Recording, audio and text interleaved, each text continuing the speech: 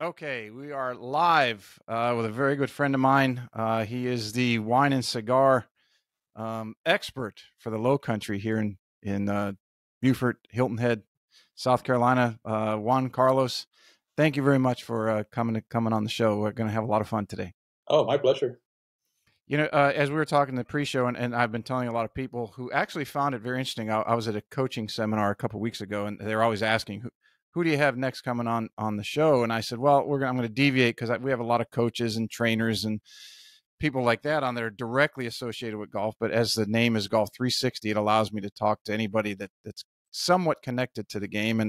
And when I told them you and what little I know of your story, but I said, they asked, well, where's the connection to golf? I said, well, he is the premier cigar and wine guy in the area. So yeah, definitely wine and cigars. So we're all into that. And I got into telling them how you do private labels for cigars for a lot of the local clubs, and that piqued their interest some more. So hopefully after the show and we get it out there, some people will be reaching out to you to do their cigars for their clubs and for their special occasions, member guests, gifts, and things like that. That is the benefit I hope to provide or value to provide to any guests that come on, is to get some of their info out there. Sounds good. How I guess to start off with, I'm always curious. I never asked you, which is kind of ironic, because many times I've been in your shop. How did you go? You were a professor, and we'll get into that a little later. Is your career, and you retired? But what made you and Isabella decide to go into the cigar and the wine business? Well, when I left Cuba, we lived pretty well, but I went from that status to not having anything. Mm-hmm. And so one of the best advices my father always gave me, he said, always have your own business. And I had my own business since I was 16. My father used to smoke cigars. I used to smoke cigars with him. I sneaked them when I was very young. But I started the factory. I was teaching full time, but like I said, I always had my own business. So I decided to, that's one of my passions. And so we started the cigar business. And then when we moved here to South Carolina, we decided to open the wine shop with combine the wine, cigars, and the coffee. Yeah, I find it very interesting, as do many in the area, that you're even on your website. So anyone that wants to go check it out, and of course I'll have that link in the summary and everywhere else. But you have posted your hours are Cuban hours, and Well, I told my wife I'm working on my third retirement. I retired first from Massachusetts, from the university up there, and then Arizona State University. And I used to work. One of the plus from being a professor is you only work about 6 months a year. So I told her when we decided to open, I said, I, I'm working on my third retirement. I'm in my 60s, and I don't want to work every day. And it's not that I don't work every day. It's just that we do a lot of wholesale with the cigars. So the days that we're not open, I'm working on a lot of these, shipping cigars or talking to people that are calling me about interest in our cigars. mm-hmm. And the one aspect that I would assume would be very popular with golf clubs in particular and individuals that play golf is your ability to do private label as a wholesaler. And if I remember, one time you mentioned that was a very integral part of the cigar side as far as your association with the golf world. Uh-huh. Yeah, and it's not only the golf world, but we do a lot of private labels for. We do the White House Historical Association. We used it the Navy, and we do Lexus. We do Harley Davidson. We do private labels for them, and we Mm-hmm. do a lot of wedding cigars. So a lot of people ask me. They said, I don't know your cigars that well. Well, we don't advertise them, or we don't. A lot of people know more about the private labels than they do about my cigar, but that's okay with me. It's now you own your and everyone will see this on your advertising. Anyone local will know this or that has bought from you before.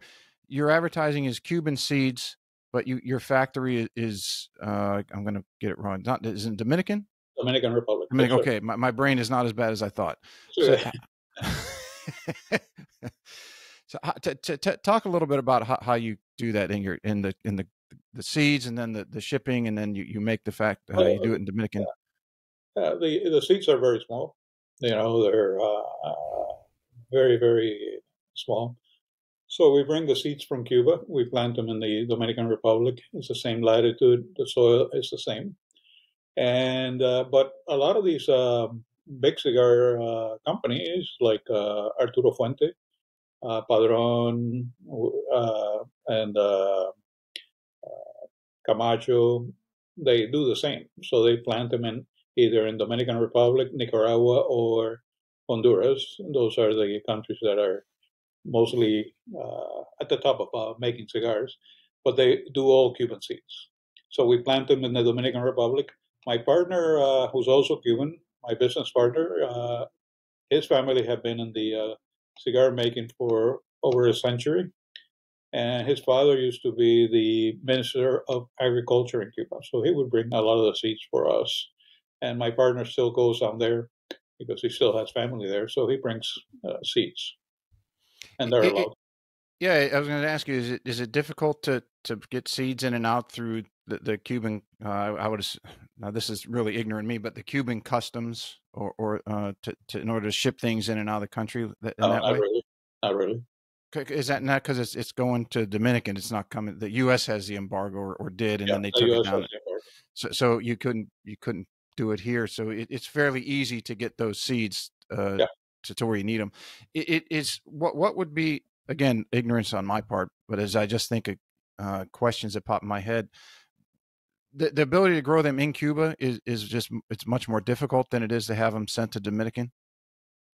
When you say to grow them in Cuba, the cigars? Yes, to grow to plant the seeds, grow them, and then harvest, and then make the cigars in Cuba, and then ship them abroad. Is it much more difficult, or what I guess what is the reasoning to do it to grow Well, them in the Dominican? there's two things about that. Number one, the cost of shipping. It will Hmm. increase because now you're shipping leaves, the leaves, and they take more volume, more space. So that would be number one. Number two, if now the FDA, the Food and Drug Administration, is coming down on the cigar industry, and one of the things they want to know is where's the plant, the seed planted, what kind of tobacco it is, and everything. So if you're using Cuban leaves, it would be illegal to bring them here to the United States. So they will give you a lot of a hard time about that. Wow, that's amazing that they're going into it. They got to crack down on everything that's successful. It seems I like, don't they? all the red tape with the government. All right, so and do you still have family in Cuba that is involved in Uh, this gathering not the seeds and getting them? not that I know, Pete. Most of my family got out, or they were killed by Castro and his men. Mm-hmm. So we don't. I don't really have family there.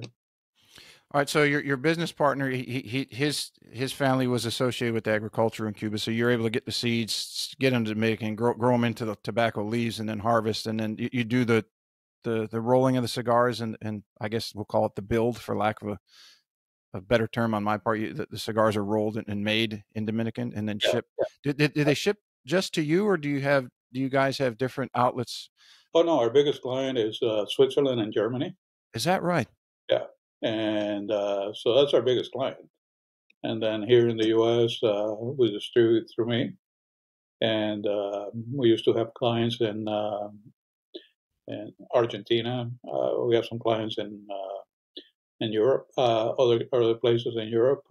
Right now, I'm talking to a big winemaker in Italy. He wants to do private labels. So, yeah, Europe is our biggest client.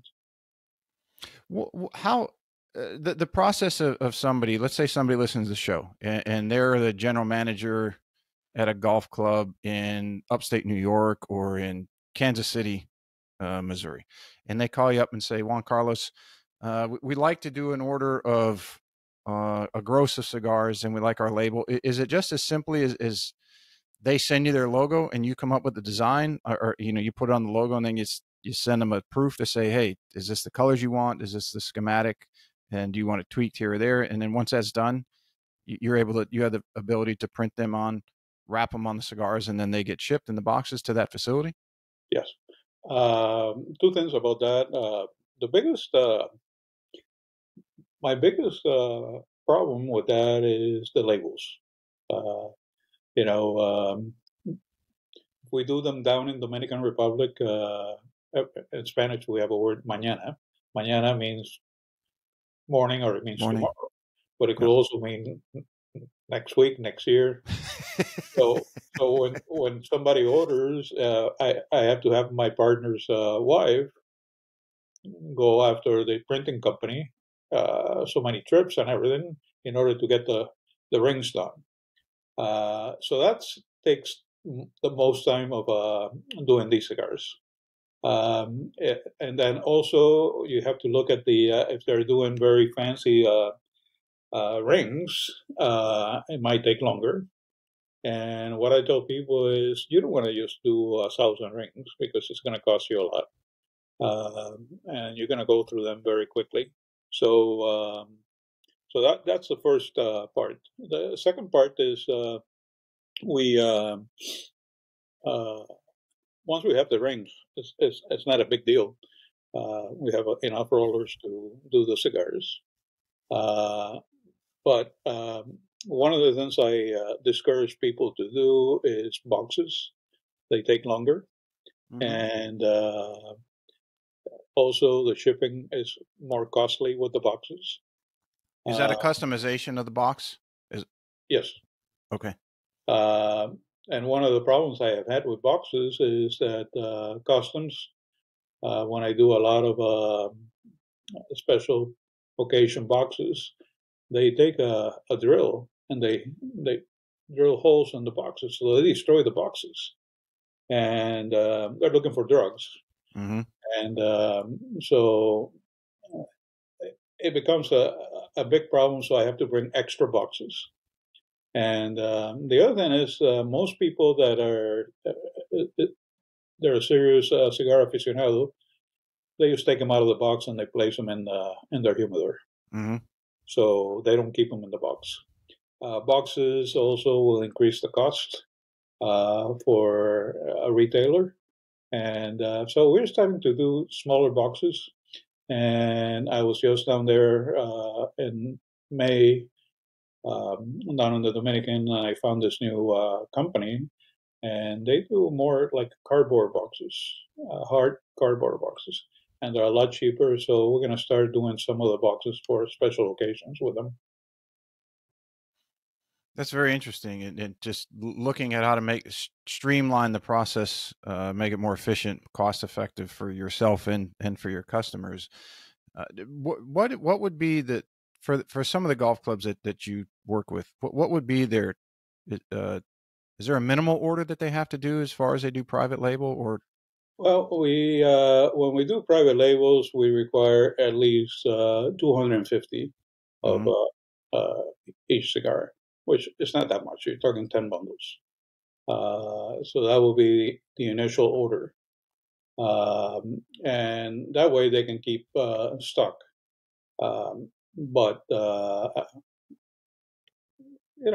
try to tell them, go with a couple of cigars. Don't go crazy with different vitolas or different blends until you establish yourself.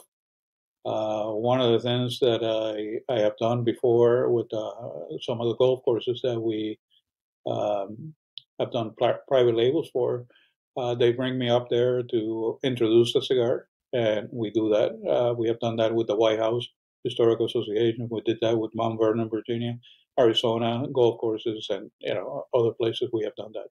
So it's a good way for them to introduce the cigars.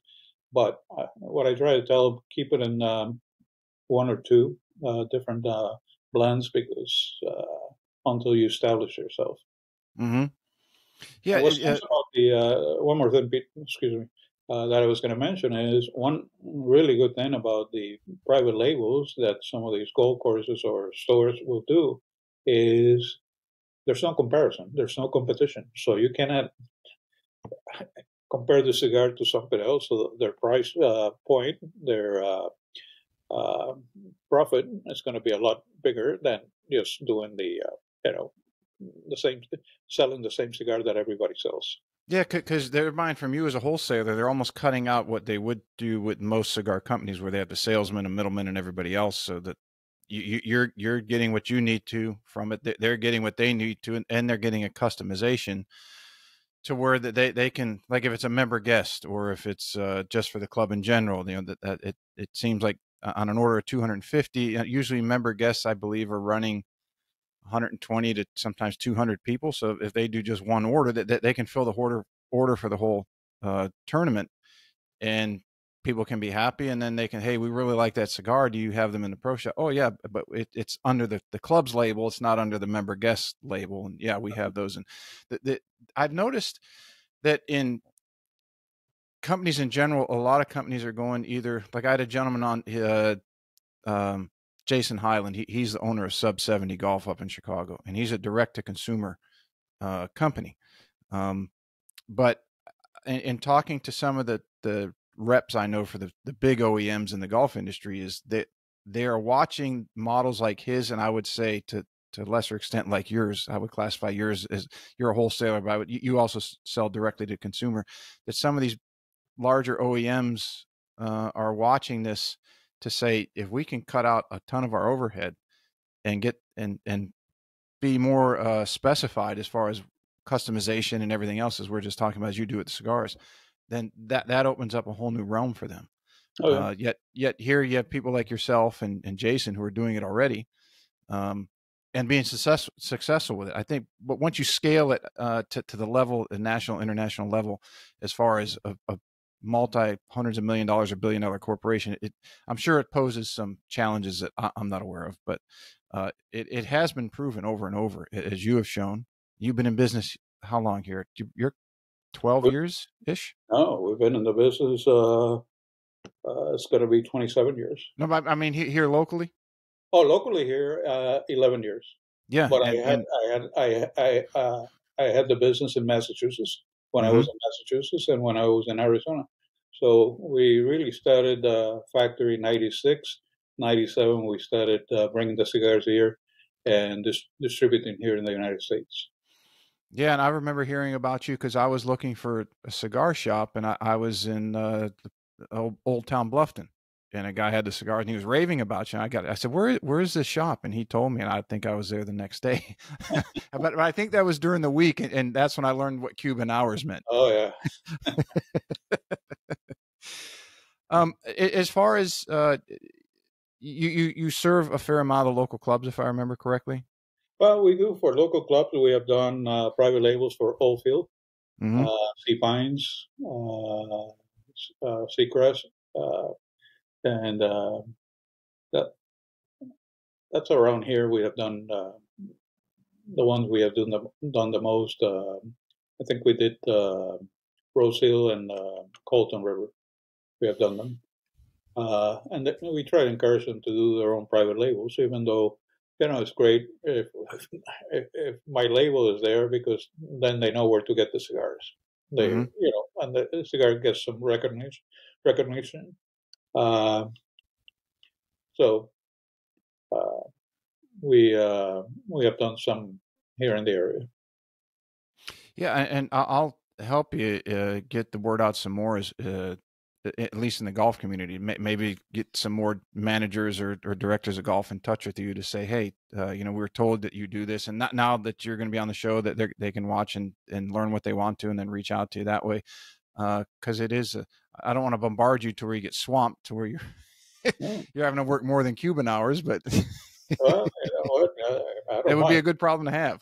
Yeah, it's a good problem to have. My father always told me is that it's better to be rich and not famous than to be famous and not rich. Yeah, I would So, agree 100%. Your I dad agree was a with very smart man. Now, the other part of your business, which is, I would probably say that there's more people, golfers in particular, that are love wine than there are cigars, and you have a very, very successful. You would call it boutique wine business, or is it gotten to the point you're larger than boutique now? We do both. Most of our wines are boutique wines. When we started the business, one of the first things that we said, we're not going to do California wines because everybody carries California wine. The Mm-hmm. only California wines that we carry is Paso Robles, and Paso Robles is a hidden gem. Not too many people know about them, and I think their wines, they don't push the oak on, especially a Chardonnay that has a lot of oak and buttery.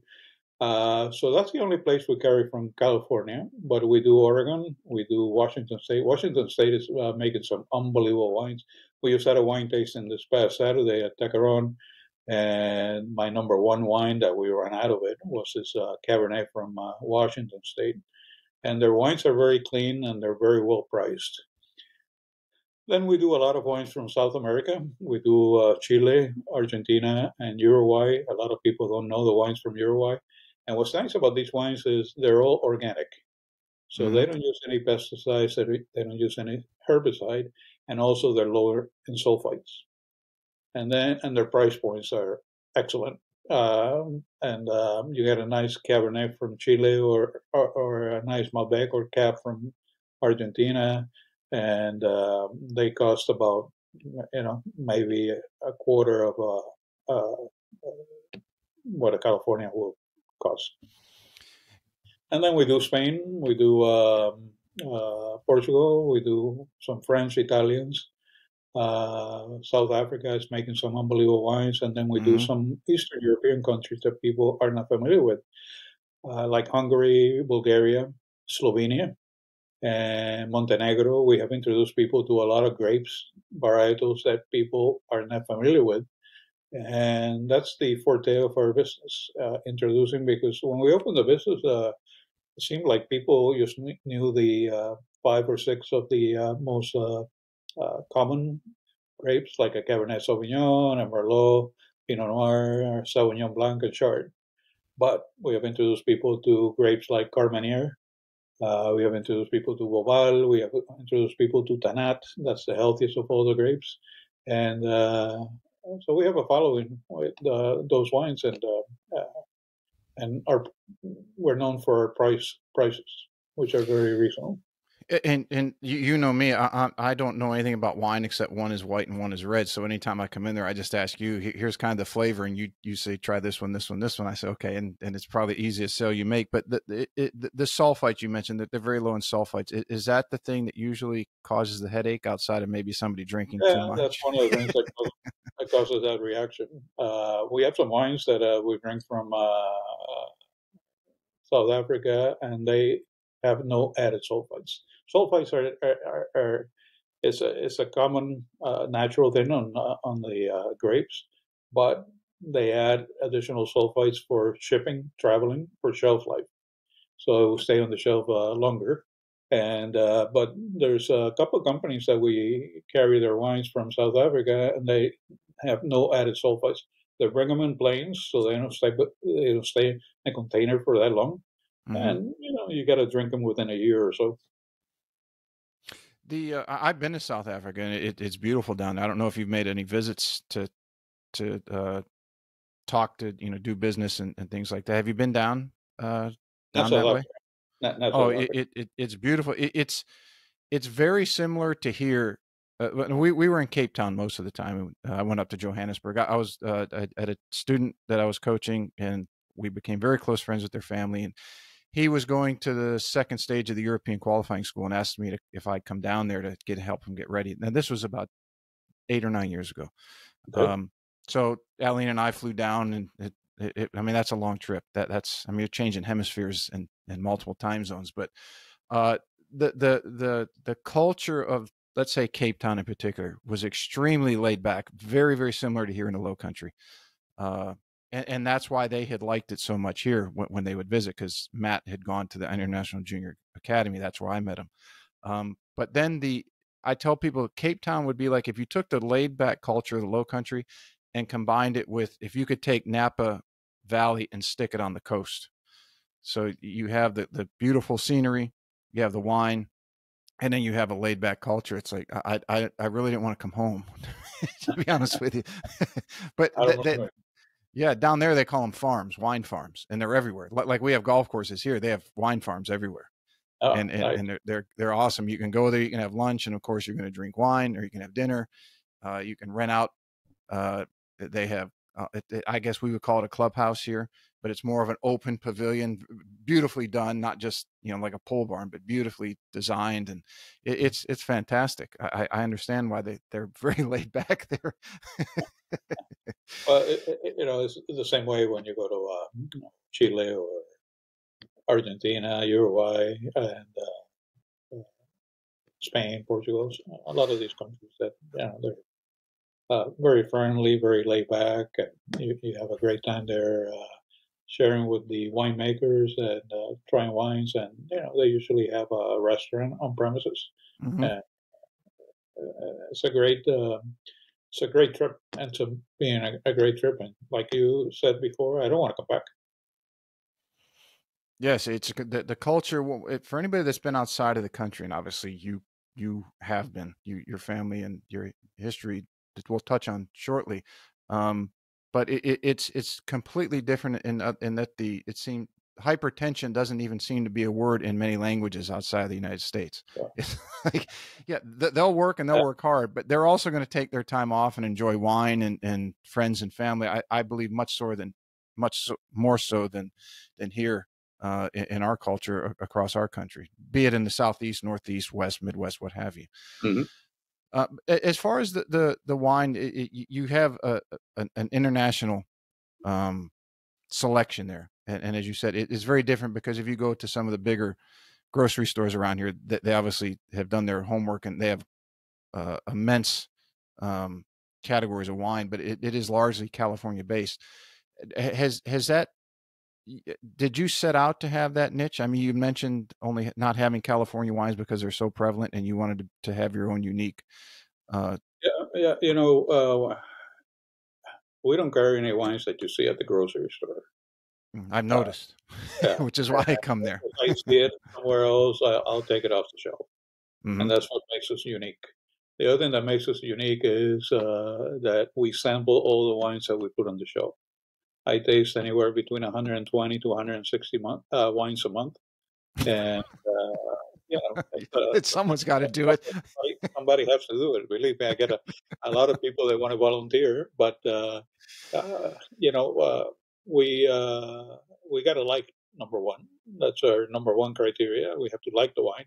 Number two, we have to like the price. So if it has a good price, it's going to be a hit. And then over 70% of the people who are buying wines, they buy because of the label or Hmm. the bottle, the way it looks. So if you have a nice label or a nice bottle, you're gonna sell the wine very, very well. And but those are our three criteria when we sell wines, and uh, we've been successful since we opened. We have never advertised in our lives, so our business is all word of mouth. What came first, the cigar side of the business or the wine side of the business? Well, the cigar, because I started I met my partner in '96, and we started the factory, and we started the wholesale business while I was teaching at the university in Massachusetts and also in Arizona. So that came first. And then Hmm. when we decided to move here, because I have to go to the factory so many times a year, from Arizona, it was like a whole day trip. So we figured we are going to move to the East Coast, and so I could be closer. And then we decided I was getting, kind of I don't want to use the word sick, but I was getting sick of teaching. And I decided to let's go into business, let's do the wine, because that's been one of my, since I was a kid, my father in Cuba, he had hotels, restaurant, expert for business, and he was from Spain. So he was involved with wine since, all his life. So that's how we started the business. And when you had it in Massachusetts and in Arizona, it was also called Tacaron. No, no, no, no, no. It was just Juanito Cigars. It was just a cigar business. We Okay. started doing the wines here, and then we incorporated the name here in South Carolina. And has there been anyone reach out to you to either license your name and put satellite operations in other cities, Oh yeah, or have you given thought to that franchising? we have had a lot of people in different states ask us to franchise, but we thought about it. We're a small operation.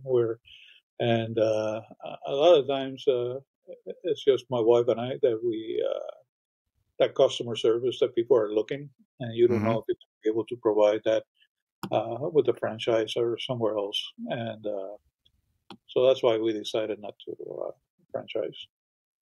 There might be something in the water over on Kalawasi, because I mean, you lived there for a little while. And do you remember Tim McBride that lived out there? Yeah. He lived there for quite some time, and he and his wife had that. I don't know, antique. It's not wasn't necessarily an antique shop, but they had a furniture store. Uh, Mm-hmm. but I would say a little bit bigger than your uh, your store. But from what he told me, and this is going back 25 years ago when I was working over there, that he more or less started that because his wife was kind of getting bored, and he said, "Okay, what do you want to do?" And she said, "Well, this is what I want to." So he was traveling nonstop back then, flying all over the country, and I think they went to Thailand or somewhere in Southeast Asia, and he had $15,000 in cash, American cash, with him, and he was walking through this warehouse to pick out what furniture they wanted to buy to have shipped over and get their shop started. And the money roll fell out of his pocket on the ground. And one of the young kids that was working in the warehouse said, "Excuse me, sir, but you dropped your paper." But his business had grown. That business grew so much that a number of years later that he told me that they were filing taxes on that more than he was making in his business. And he was very successful as a traveling sales rep.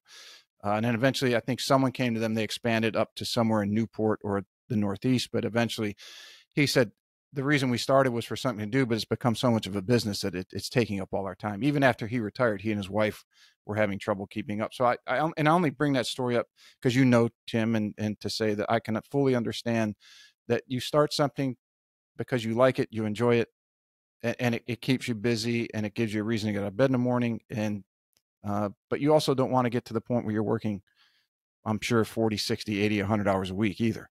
Oh, oh. And uh, ours is a fun business. We Mm-hmm. like what we do. When we were opening the shop, and I told my wife where we are, there was nothing really there on 170. There was only one business next to us, and that was it. And open fields. And Mm-hmm. my wife asked me, she said, we're going to open 3 days a week.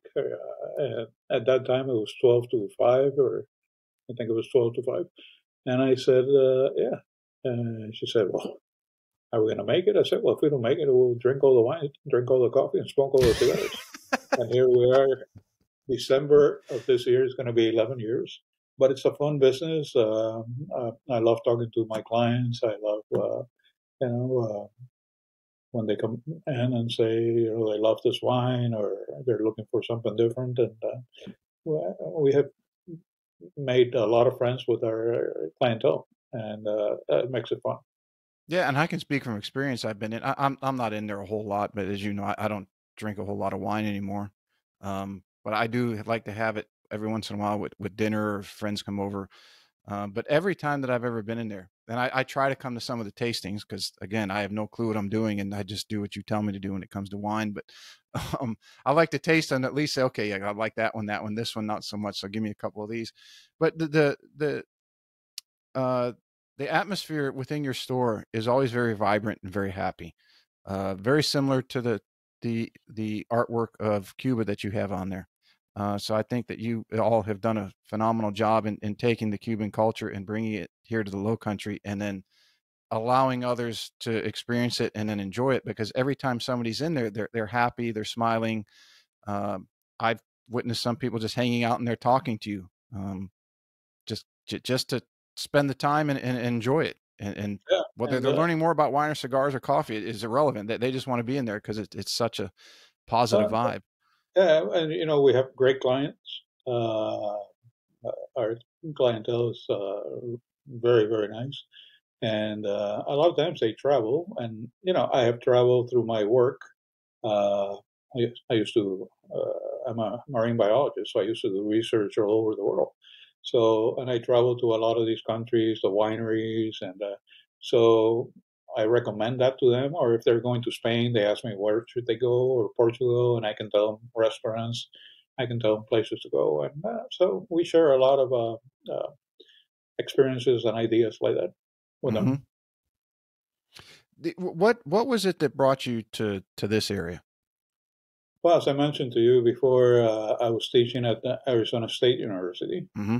and I have to go to the factory so many times a year. And from Arizona traveling to Dominican Republic, it was like a whole day trip. And so I want to be closer. And a lot of my friends, they made fun of me. They said, you're a marine biologist. What are you doing in the middle of the desert? And I need water. And I've always been close to the water, live on islands. And so we decided to take a 30-day road trip during my winter break. And we said the first place we fell in love with, we were just going to move. And we fell in love with Beaufort. And, I went back, told the dean, my boss at the university, I said, this is my last semester teaching here. So I'm moving. Well, He didn't want me to accept my resignation. I said, I got to do something else. what was it was it the small town and how it kind of resembled what it did maybe decades ago, or in other words, why Beaufort instead of say a larger city like a Charleston or a Jacksonville? Well, Uh, we explored Charleston. We love Charleston, mhm. but coming out of a big city like Scottsdale, we wanted something smaller. And we were traveling down to Savannah. We had rented a place there, and I remember my wife said, that Beaufort sounds interesting. The name, it's a different name. And we came in there. I remember it was December 30th, and when we turned around that boundary, it was a high tide, and we fell in love with it right away. And then we decided to stay there for a couple of days and met people and said, well, this is where we want to be. Mm-hmm. Easy decision. Yeah. Yeah, you only live once. That's why I said, so you got to take a risk. And a lot of people are content with what they do. I had several jobs, or not so many jobs, but businesses. Like to stay busy. Mm-hmm. Yeah, I've never known you to sit still. I've known you almost since you've let's say a better part of a decade, and I've always known you to be very busy. Every time I ask you how things are, I'm going here and I got to travel here and I got to do this, and not have to do it, but here's what I'm doing. I'm like, geez, Yeah. you're like someone half your age. Oh yeah, and Pete, the first thing to go is up here. You're Mm-hmm. right. As you get older, so you got to find something to do to keep you busy every day thinking, and I think that helps. I want to ask you if it's okay. You grew up, or your childhood was in Cuba, and you had mentioned your father. He was an entrepreneur and a businessman. And you had told me going back a number of years. I believe I asked you. I had a picture, I believe, of an old Cadillac, maybe a '57 or '58 convertible, the classic one, the black with the red interior and the white stripes. And you had mentioned that your dad, I believe, had one of those at one time. It wasn't a Cadillac. It was a 1959 Chevy Impala That's it. with Okay. the big wings. Mm-hmm. It was black and white, like you said, with the red leather interior. And my father, one day, the chauffeur comes back and he says, the car is standing in the garage. And he says, where's the car? He said, I don't know. So my father's watching the evening news on TV that night, and there's Fidel Castro driving the car, and his two bodyguards following him. Fell in love with the car, so they just took it. And that's the way communism works. Mm. And it was interesting because my wife was watching one of those morning shows on TV when they opened the American embassy in Havana. And in the background, she says there were quite a few of the older cars, and my father's car was there. So, That's amazing. So your family's history in Cuba. You mentioned your dad was from Spain. Did he immigrate to Cuba, or was it yeah. was your family there for a number of generations prior? Oh no, they were for a number of generations. They were originally from the Canary Islands, and then they lived in Spain. And I still have a lot of family in Spain. Mm-hmm. And so when I go there, I get together with them. But they emigrated to Cuba, and that's where they established themselves. Was there any particular reason that attracted them to go from that far across the Atlantic There were a lot of to opportunities then, uh-huh. and they had I think they had a family friend that did that before them, and he encouraged them to make the move, and yeah, so they did very well in Cuba, and until the problem with Castro and his socialism, communism came in. What type of business was your dad and the family in Oh, yeah, when he was developing his? he had an export-import business. He had hotels, restaurants. He had stores, a lot of appliances, wholesale to electrical, and so he had a lot of businesses. And then he invested very well. He had some ranches with Arabian horses and Wow. Brahma bulls, and so yeah, he did very well. My mother was a writer, and she had a very popular radio program in Cuba, and and so they were very successful. And unfortunately, everything was taken from them, like a lot of other Cubans. That their You, business were taken. your parents had sent you when things started to go sideways in Cuba. Didn't your parents sent you to Florida, didn't they? Yeah, they had a priest in Miami, Father Brian Walsh, and he started this program called Pedro Pan or Peter Pan. And he took kids from communist countries and he placed them in orphanage or with American families. Mm-hmm. So I got out when I was 7. My sister was 6, and we didn't see our parents for 8 years, almost 8 years. Wow. D- Did did you have family that they placed you with in Florida, or did you No, were my you in father you? somehow got one of my aunts, my mother's sister, to get out. So we lived with her, uh, and we were Cuban refugees. And I tell people, uh, well, I told my kids, especially, I said, what we went through was going from being very comfortable to not having anything. Mm-hmm. And then I remember they gave us, we had to go to the center. It's right across from the American Airlines arena there with the Miami Heat play. It's a tall tower there. It's called the Liberty Building or El Refugio, the refuge. So we had to walk there, and they would give us a big can of spam. They would give us some American cheese, powdered milk, and a can of peanut butter. And I ate that for 7.5 years every day. Wow. The I mean, starting over, having everything taken from you is one thing. Starting over without when you break up the family had to be a completely devastating or very difficult thing for you and your sister.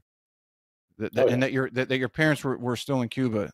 That did they were they able to get out later, or did they stay there and try to salvage what they had built No, they, in some way, shape, or form?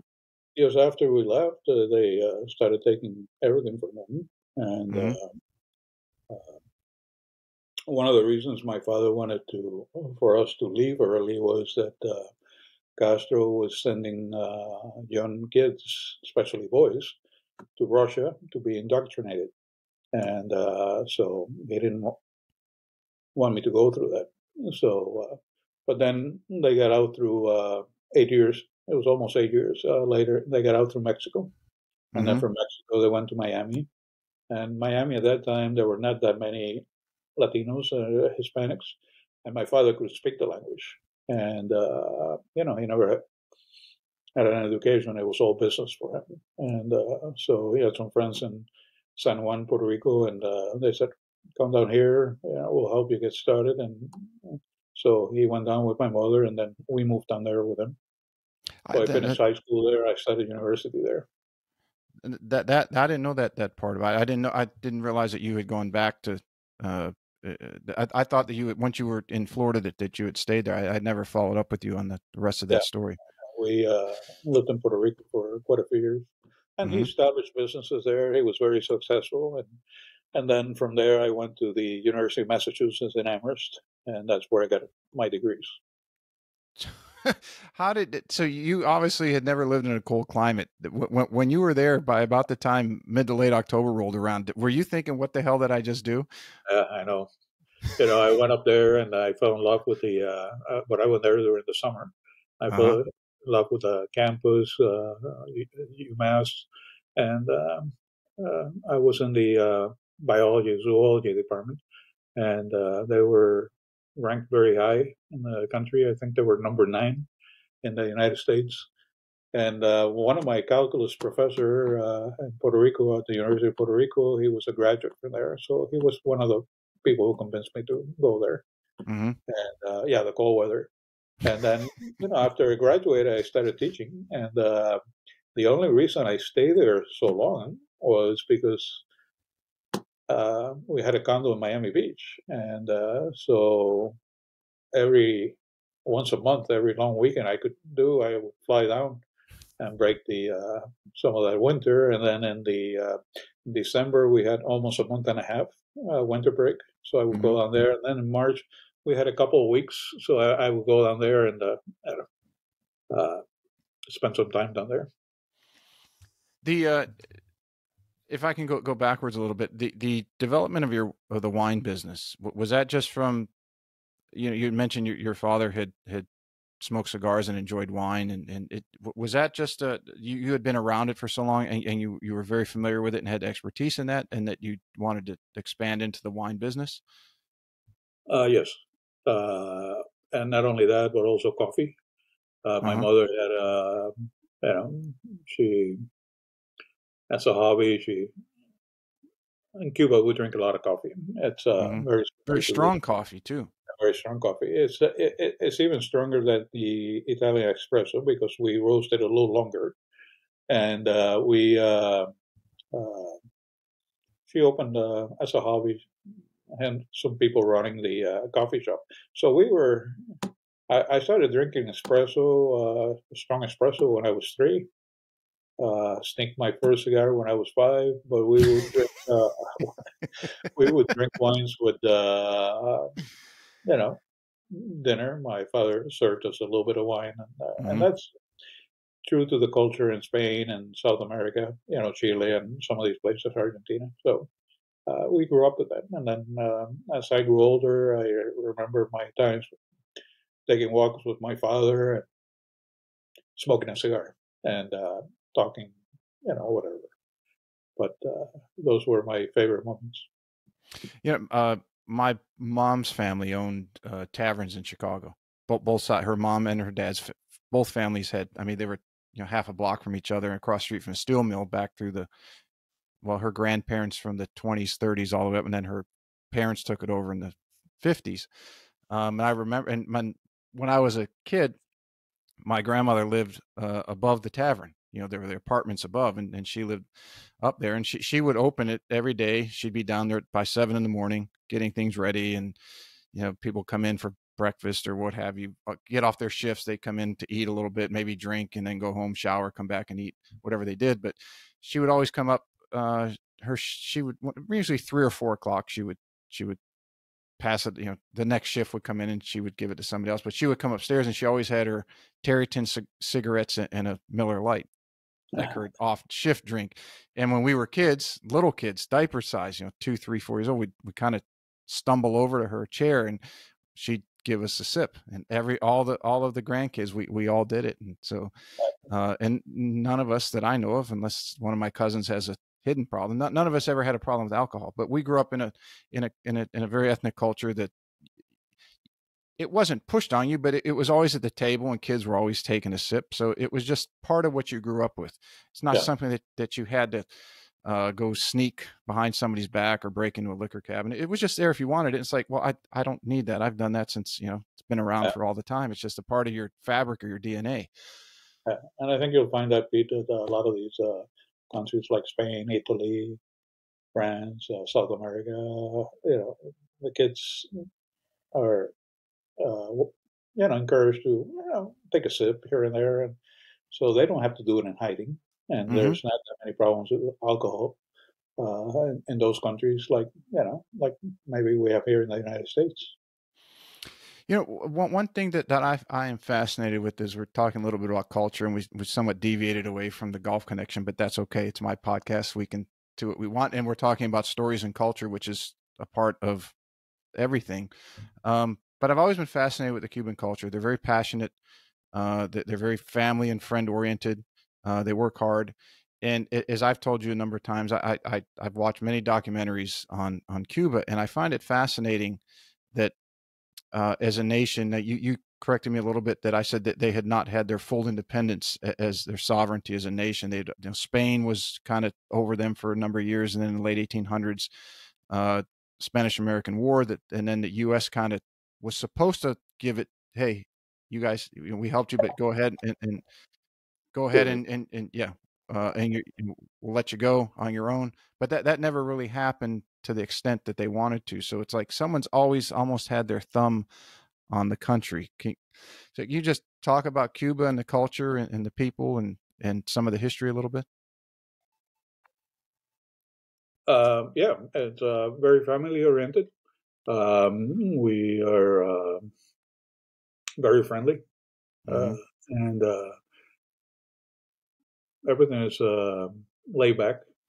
We're always late for everything. That's why at our store I say noonish because I'm I not might early. be then I might be part Cuban. Yeah, yeah. We and I miss that, and that's why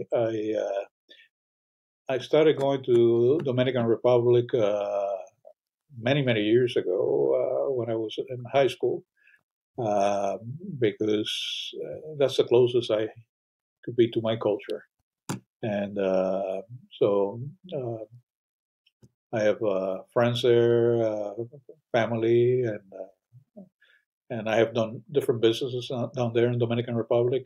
And I think one of the reasons I did a lot of the businesses down there is because I wanted to be there and go there, but it's you'll find most of these places the people are very friendly. Dominican Republic is known for being one of the friendliest countries in the world, Mm-hmm. and uh, uh, laid back. We don't rush for anything, and uh, it's uh, it's something I always say. I take you know I'm like a mutt. I take things from here. I take things from my country. I take things from other places, and that's how I try to live my life. Mm-hmm. Do you get there's still a very strong Cuban culture in South Florida, isn't there? Ever Miami, since, especially yeah, in Miami. Miami, yeah.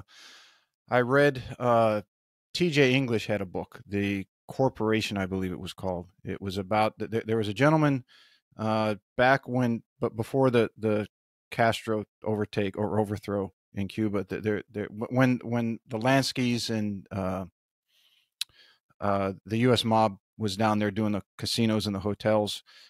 This fellow was I guess a bag man would be his title. He was a policeman, but he would move the money around, take this bag over to this place and to this person. And but when the fallout happened and they had the invasion where the U.S. Government was training some of the Cubans to go back and help in the retaking of the country, and then that went completely sideways, and they got captured, and he spent time in jail, and then he got released. Anyway, long story short, he knew the right people to talk to. That he went to Santo Traficante in Tampa and said, "Look, you're going to have a massive Cuban wave of people coming to the country," and the bolita was very big in the Cuban community, the numbers game. and he said, I think that there's a big opportunity here. So Traficante connected him with some people up in like Bergen, New York, and Newark, and just outside of the city. And so anyway, this is a whole book on this gentleman's history, and the I found it very interesting about how the Cubans had emigrated to the U.S., how they left. Because I guess in some ways I viewed it as very similar to after World War II.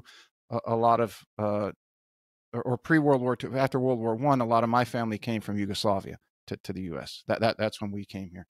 But I found a lot of similarities between the two. Not that we were running numbers, but as far as that portion of the book. But since I was a kid, I was always fascinated with mafia stuff and gambling and things like that. But it was just a very interesting book as it talked about the Cuban culture. And you would have been around that time, which is the only reason I bring it up on here. And I'll give you that book if you'd like to read it. Yeah, no, definitely. I'll bring it by You next know, time I come past. Pete, if you watch the Godfather, the movie, especially the second one, where they spend a lot of times in Cuba, they filmed it in Dominican Republic, but it was supposed to be Cuba with the casinos and the mafia and everything. So there was a lot of that. And the other thing I wanted to mention, that when you mentioned about this guy who wrote the book, ever since we opened the business, I have had some really interesting customers that have come in, or people used to talk to me, and I had a couple of people who were in the CIA, retired, or the FBI, and they've been telling me stories about their experience going into Cuba and supplying some arms for the government and with Che Guevara and Castro. So it's very interesting, and I have a lot of when I do lectures, and I mentioned that I lived in Puerto Rico, or I lived in different parts of the world. A lot of people ask me, well, why are some of these people different from Cubans? Why are Cubans so successful? And they have proven to be that in Miami. They're also big Republicans in the sense, because when you mention about the invasion, Bay of Pigs, that they try to do in Cuba, Kennedy, who was president of the United States at that time, he was supposed to give them some support with air strikes. And at the last moment, they pull out. So a lot of these Cubans got killed, or they were imprisoned. And so a lot of Cubans are, definitely they don't want anything to do with the Democrat because of Kennedy, what happened to them. I'm talking about the old guard, the old Cuban guard. But when people ask me, why are you so successful? I always tell them, I had a one-way ticket. We cannot go back. If you're Mexican, you could try to come here for a better living, and they send you back, or you can always go back. But in my case, we cannot go back. My parents were persona non grata. If they go back to Cuba, they would imprison them.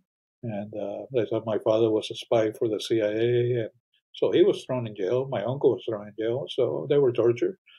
And that's why when people ask me, would you go back to Cuba? I said, no. Out of respect to my parents and my family, I won't. So. Yeah, and anyone should have the respect and understanding of why. And if they don't, then maybe they're not worth conversing with. I thought I lost my train of thought there. Where we're going? One of the things that you've got to show me how to make is the Cuban coffee where you put the sugar in it. I have an espresso machine. I've done it once in there, but as I was reading a lot of the forums, and as I was learning how to make this, because you do your grind, and then you have the portafilter, and then they say, well, you put your sugar in there, and when you mix your coffee and you put it, so you do that enough, you're going to screw up your machine, because that sugar is going to get stuck in there and just block everything up. We don't put the sugar in the machine. We put it in the cup. Yeah. The real way to do it was with. Yes, and I'm sure you know how. I'm hoping that you can show me where you there's the pot, and the hookah pot. Is that what it's called? There's a little jar that they use in most of these places. When you go to Miami, it looks like a little jar, and that's where they put the sugar. And Mm-hmm. then when they dump the coffee there, they make it. It's got to be a strong coffee, and then they start, mixing it in very vigorously, and that's where you get that creamy on top. Because I told my brother there was a breakfast place over in Savannah on River Street that they advertised they had Cuban coffee, and I had it once, and it was okay. Yeah. Because I had it done right one time, and my brother asked me one day. He came back. He was up in the D.C. area, and they had a store up there that he had to oversee. And one of his guys said, "You want some coffee?" He said, "Yeah." He said, "Well, let me make it the special kind. It's Cuban coffee." He said, "Okay, whatever you're gonna make." And he watched this guy make it, and he sat there with the sugar and the few drops of coffee, and he said he stirred it vigorously for a few Oh yeah. minutes, and he said, but then he poured the rest in. He goes, "It's the best coffee I ever had." Oh yeah. And I just haven't If found you anybody. ever travel through Miami, the airport there, connecting, or you're going out to Miami, I have. It's been a they have long two time though. places there. They have two places there. One is called Versailles, like the palace in France, and the other one's called La Carreta. And you should have the coffee there. It's great. Yeah, I'm gonna have to take a class. Maybe you can show me the next time. Maybe this weekend I'll come over and you can give me some rough Okay. instructions that Yeah, I can my mess pleasure. around.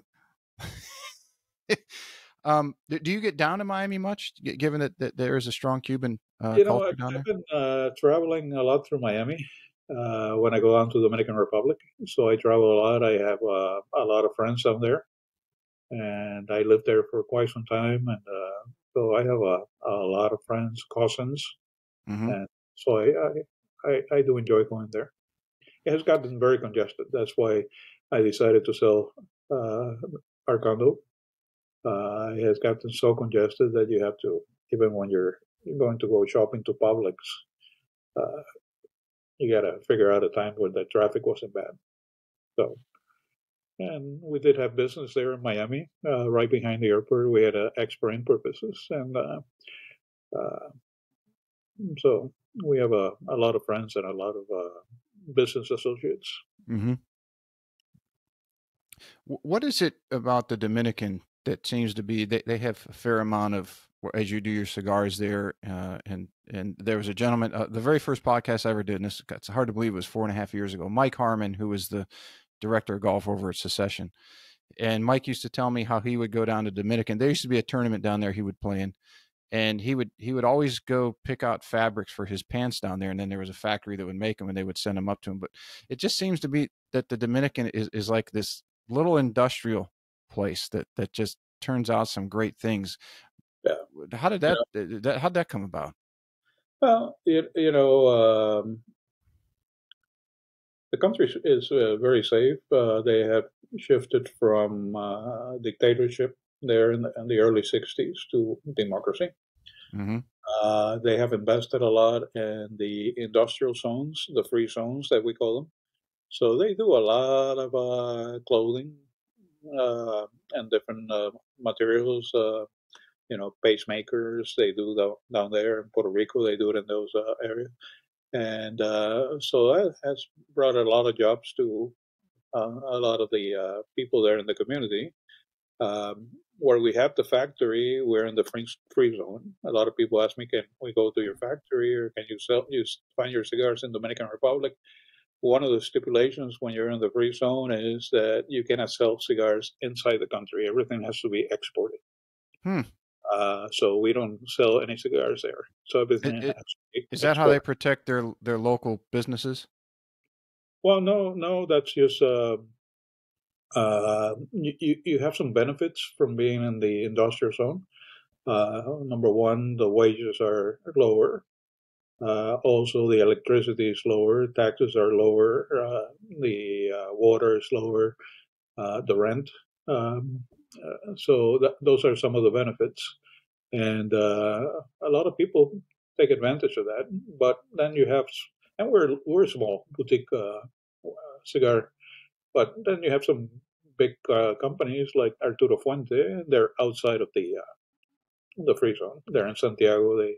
And they're huge, and they sell not only here in the States, Europe, South America, but they sell in the Dominican Republic. Mm-hmm. We have never. We When we started the business, we started outside of the free zone, and then we saw the opportunity to move there, and we got a pretty nice place, and so we decided to move there. But to answer your question from the beginning, I have traveled all over South America, Central America, the Caribbean, uh, all these countries. And the country that I have seen, or the city that I have seen the most progress in the last 20 years, has been Santo Domingo in the Dominican Republic.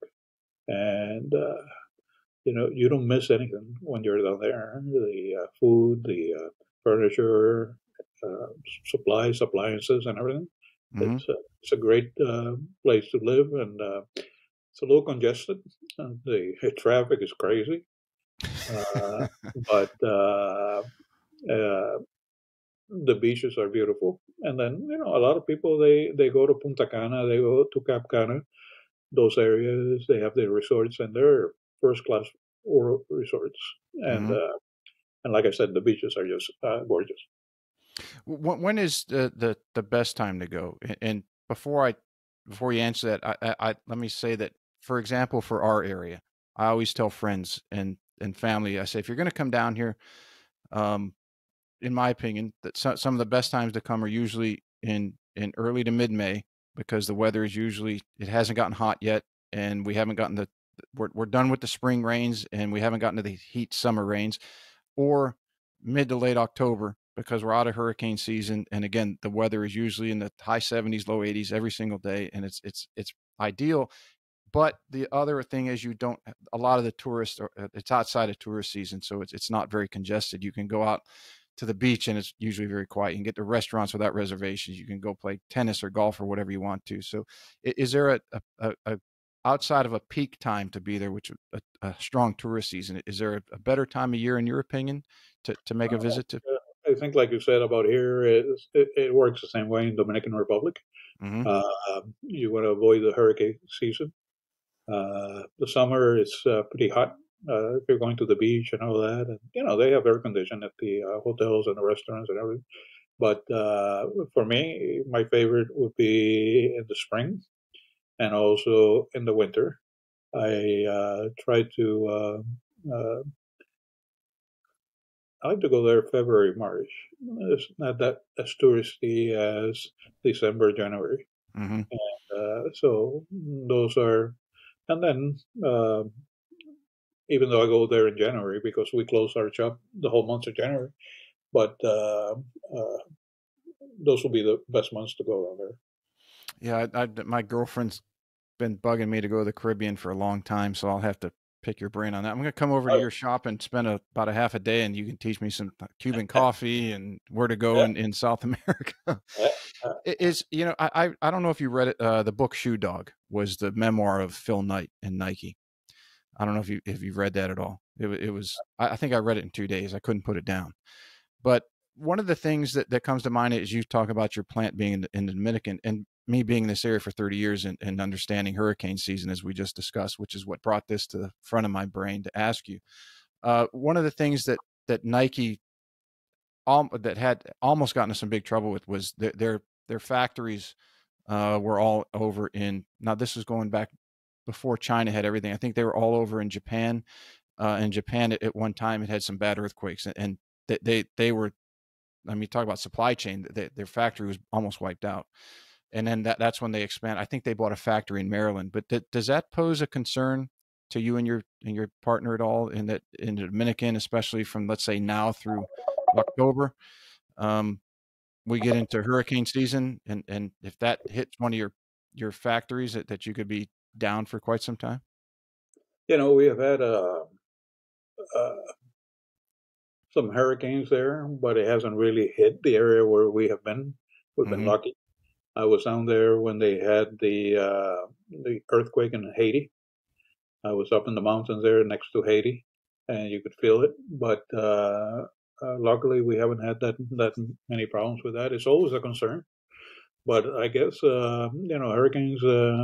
You know, if you think about Maria that hit Puerto Rico real bad, by the time I got to the Dominican Republic, it was nothing.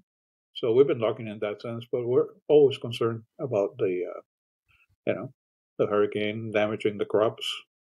and the infrastructure there in the Dominican Republic. Mm-hmm. How as a entrepreneur or a business owner, how do you set up contingency plans for something like that, or you just say, look, we'll roll the dice because historically we seem to be the percentages are on our side, so we'll roll it, and if we'll cross that bridge when we get to it, or do you try to make some sort of contingency plan ahead of time to say, well, if this happens and it shuts us down for X period of time, we have to have some for, or is it that you're a small enough business that you can say, we'll just ride it out. If we're down for 3 or 6 months, then that's what we are, and we'll work on getting it back up and running. Yeah, well, I think it's a little bit of both, but I think mostly rolling the dice. Insurance is very expensive down there, Mm-hmm. and we're a low operation, and we do have a good stock of leaves for our cigars in case something like that happens.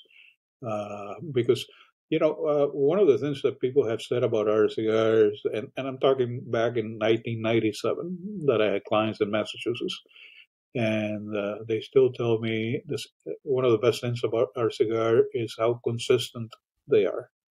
How they taste the same, how they draw good, and everything.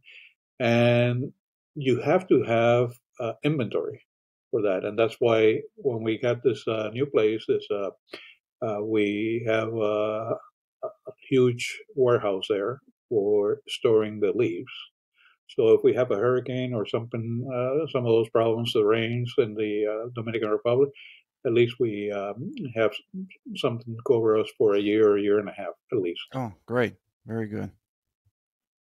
So you already set your self-imposed insurance policies in place. Yeah. I don't think they have a lot of people down there. They have insurance towards hurricanes, and I'm talking, Mm-hmm. locals that live there. They don't think about that. They just take it Yeah, for granted. it's just a part of life. You deal with it, and when it Yeah. comes, you do what you have to do. I mean, we talk cigars, we talk coffee, we talk wine, we talk culture. Did we talk business? Did we leave anything out? Uh, well, one of the things we wanted to do when we moved here, and the name Tacaron Mm-hmm. of our place, is three words in Spanish. The TA is tobacco, CA is cafe or coffee. And then when we moved here, we went to the alcohol beverage licensing in Colombia, and because we wanted to do rum, and that's the last three letters on the name Tacaron. We wanted to do aged rums, and because they pair very well with cigars. And after they approved us, they called us 2.5 weeks later. They said, "You cannot sell rum there." I said, "Why?" They said, "Well, here in South Carolina, if you sell liquor, you cannot sell anything else, not Mm. even bubble gum." So that's why we decided to do wine and beer, which we don't do that much with the beer, but we carry some boutique beers. But that was my one of my ideas was to bring really good rums from the Dominican Republic, and we did. We never got a chance to do it. It's interesting you bring that up because uh, the seldom times I do drink, but now it's in the summer. My one this summer has been what's it called? The painkiller. So it's dark rum, pineapple juice, little orange juice, nutmeg, and coconut. Is it milk or cream? I can't remember which one. And then Uh-huh. a splash of nutmeg on top, and it gets a little scary that they go down so quickly. Oh yeah, yeah, yeah. We when I go down to the Dominican Republic, I drink one of the rums there is called Barcelo Imperial. And what's really interesting about that rum is most of the rums they make it from molasses. Once Mm-hmm. they process the sugarcane, they make it from the molasses. This company produces the rum right from the sugarcane. And they have a contest in Chicago every year. Well, they haven't done it lately because of COVID. But this rum won 2 years in a row the best rum in the world. But it's a Wow. rum that you drink, you sip on it, or If you want to do it, if it's too hot outside, you can drink it with some ice, and it's a great rum. There's a few places that you can find it here in the Low Country, What's and it called? Barcelo Imperial. I'll have to go find it. Yeah. Now I'm going to be on the search. Maybe when I go down there next time, I'll bring you a bottle. Yes, And please. I'm heading down next month on July, and we went to the distillery because my nephew down there, he's very good friends with the marketing director. So my wife and I and my partner and his wife, we went there, and they gave us a special tour. And one of the tricks that the rum maker, the person who was in charge, taught us was, he said, put it in the freezer. And you put it in the freezer, and like a lot of people put vodka in the freezer, and it really opens up. It was just fantastic. The taste was, it really opened up the flavors, and and it's aged and very smooth. Wow, the one I had, and I don't know much about rum, probably as much as I know about wine. So you can help me in that area. A friend of mine brought over Diplomatico, and I thought that was pretty good stuff. I don't know how that ranks on the rum scale of hierarchy. That's a very nice rum. Yeah, we knocked out most of that bottle one night, not too long ago. Oh, yeah. And my wife is funny because she says when I go down there, I said, well, I'm going down to work. And she said, yeah, you and your partner, you do smoke cigars and drink rum. And that's how we do business. We're coming with a new blend of cigars and we got to try them. It's not like that. And you got to try different sizes. But she's always joking with me, telling me, hey, you're your partner and he's having a good time. I say, well, that's part of our business. And that's why I like my business so much. I enjoy my business. I would have to imagine. One thing I got to ask you about to let everybody know that you educated me on about cigars is especially the difference between what you learned growing up in a culture that revolves somewhat around cigars and tobacco or a region, and what most people here do it. So most people here like to get the short but very fat cigars. Yeah. But you told me that there's a benefit to having longer and skinnier. Mm-hmm. Can you just touch on that? Yeah, if you look at Cuban cigars that are made in Cuba, most of the cigars are skinny and they're long like a Lancero. So we're talking about a gauge of 42, 43, and that's the gauge. Where when you get these big fat cigars, the gauge is about 60.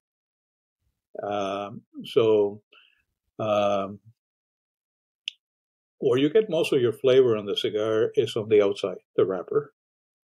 That's the last part we put in the cigar, and then we put the cap to hold the wrapper.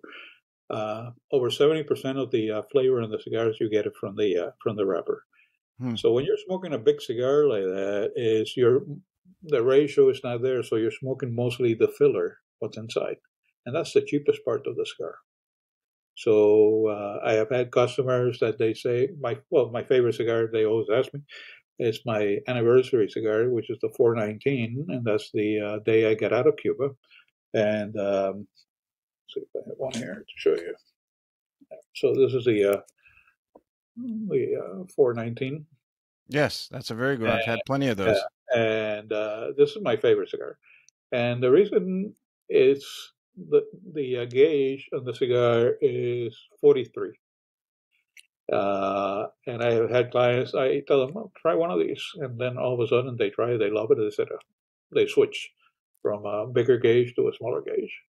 And personally for me, I don't enjoy the big cigars like that. The gauge for me would be most like a 50, which is a Robusto, or a 52, which is a Torpedo, but that's about it for me. I rarely smoke a big cigar, but when we went to Mount Vernon, Virginia, we did the George Washington cigar because that's where he was from. They had a big reception, and I introduced the cigars to them. And the George Washington cigar that we do is pretty big. It's 7 something long, And then the gauge is real big. And it was funny to see some women smoking that cigar, but it's not something that I do enjoy. I don't enjoy a big cigar like that.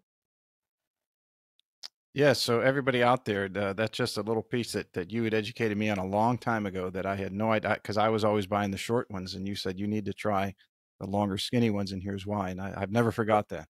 No, but when you say short ones, there are some short ones that are we make them with a narrower gauge. So I started making one. I was a professor at the university in Massachusetts, and I had like a 15-minute break between classes. And so I started making this shorter one, but I made it skinny. And Hmm. so the gauge is about 38. And so uh, I would smoke the cigars between my breaks to relax and calm my nerves. Ideal. So if there's anything else we missed, now, of course, people can follow you, the your shop, your not restaurant, your store, your storefront, your business. Tell everybody the name, because I don't want to get it wrong, and the website and where they can follow you on there. Yeah, the name is Tacaron. That's T like in Tom, Acaron Trading, and we're located in 170 between Bluffton and Beaufort. If you're heading towards Beaufort, it's right before the light where Kalawasi is. There's a Parker's there. You'll see a sign before that on the same side on the left, and it says wines and Cuban seed cigars. Um, Hours for sure. It's Friday and Saturdays, noonish till 12, till 4. I'm sorry, but I'm there a lot on Thursdays because I'm sampling wines, or we get a lot of deliveries. And whenever you see my red convertible, that's the other open sign, and it's a plate says cigar in the back. And then our website is tacarontrading.com, and Juanitos Cigarros. You can go on our website and see some of the wines and cigars that we do and we carry, and they can order online. We ship all over the place, not only here in the United States, Canada, Europe. So, uh, what And we're very all of those will be. I'll have all those in the summary, direct links. All Everyone, once you read the summary, just click on those, and you can order, you can view, you can learn, and your coffee you ship as well, don't you? yeah. And the So coffee we fly it up here. So after we roast it in the DR, we package them and ship it on planes. So it's not sitting on a container uh, for that long. And something that I wanted to just mention one more thing, if I can, if I sure. may. When we do the cigars, and I always make a comparison with the cigars and the wines. Um, for those people who have had a kind of an acidity, high acid, or a wine that they cannot taste, uh, that they don't enjoy right away. Uh, a lot of the countries like Spain and Argentina, Chile, when they make their wines and they bottle it, they just don't ship it out. They leave it there for about 4 to 6 months. So Mm. the flavors, there's a marriage with the different grape varietals. We do the same with the cigars. When we make our cigars, we after we roll them and we package them, we put them in the humidor for another 6 months. That's why our cigars are not harsh, and people enjoy that. And so that makes a big difference when you're if you're a smoker. And I have a lot of people that say, "Oh, I love the. Can you bring one of your wine rollers? I'm sorry, cigar rollers." Which we used to do a lot because we used to sell to the Mohegan Sun Casino in Connecticut. So we used to Hmm. do the World Series of Poker. We used to do the Super Bowl, the Kentucky Derby. So I used to bring some rollers from our factory down in Dominican Republic. And but those cigars are not something that you want to smoke right away because they're wet, so they don't draw good. So we used to bring extra cigars so people could have those. So they could buy the ones that are rolled there. But I tell them, you're not smoking right away. Put them in your humidor. That would be very cool to Yeah. see somebody rolling a cigar and the artistry that goes into something like that. Oh, yeah. It's an art. And all our cigars are handcrafted, no machine made. That's all handcrafted. So, and those are kind of it is again a lack of a better term, as a boutique wholesaler, you're able to maintain that. If you were to go, someone came to you and said, hey, we're going to invest all this money, we're going to take you international, worldwide to a large extent, it'd be very, very difficult to try to maintain that same model that you have that has made you so successful. You lose that uniqueness. Yes. So, we're happy the way we are. You said somebody approached me, they wanted to invest in the factory, and I talked to my partner, and we said, no, we're happy the way we are. We don't need to. So, business is good and you're doing well. There's no reason. And you like what you're doing, which is just more as and much. Pete, I love what I do. There's no question about that. And did you ever have any thought and say, why didn't I think of doing this sooner? That you can smoke cigars, travel to the Caribbean, and drink wine and rum more often. Well, you know what? I did all that. I smoked cigars all my life. I've been smoking cigars, drinking wines, but I'm also a marine biologist. Mm-hmm. So I used to do research all over the world. So I got to travel a lot. I used to do all that, so I had small businesses, but now I dedicated the last few years of my life. I've dedicated 100% to not only the cigars but also the wines. And it's awesome. I'm very, very happy for you that it's been so successful and continues to grow. And hopefully you always keep your little shop over there on 170 in Ocatee, and you don't leave, because it's a 10-15 minute ride for me. Whenever I start to run low, I can just come on over and get some. So long as I wait until Friday or Saturday, that's the only bad thing for me. Just call me if you're going to be late. I'll wait. But the good thing is we like to go over the Beaufort Farmers Market. And we usually have to get there early, because there's a couple of ladies over there that make homemade pound cake that's out of this world.